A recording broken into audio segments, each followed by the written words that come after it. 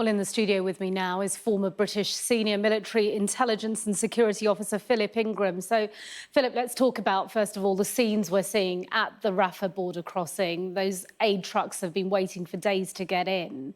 What impact do you think it will make? It's already being said that it's not enough.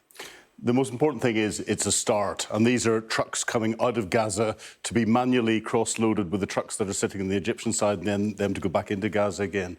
It's that start that's important. It's testing the process and the procedure. Israel will be watching very closely to make sure that it's only medical supplies, water, food that's getting in, no fuel and nothing that could be associated with weapons, and then watch the distribution. And if that all goes well, there's a potential that they will allow more in the future. The United Nations have said they need about 100 trucks a day to supply the people that are being caught up, the innocent people that are caught up in this horrific conflict. Right, OK. And let's talk about Israel's next move then, particularly given the fact that there are still hostages taken by Hamas in Gaza.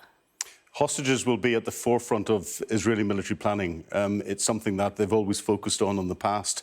And 210, now 208 hostages that we know of that are in there. Israel has effectively split Gaza into two. It's drawn a line just south of Gaza City and told everyone who lives to the north of that to move down into that area where the humanitarian aid is going in. We might still see strikes going in there, but there'll be a lot less than the main attacks that'll go into Gaza City. As I say, those attacks could come in from the east, it could come in from the north, but they'll be focusing on trying to identify where the hostages are and, if possible, secure them, potentially with special forces as the other ground troops go in. It's very dangerous. Hamas have had at least 12 months of preparing the conditions for Israel going in. Israel's going into a pre-prepared ambush here. So the potential for casualties on the Israeli side, very high indeed.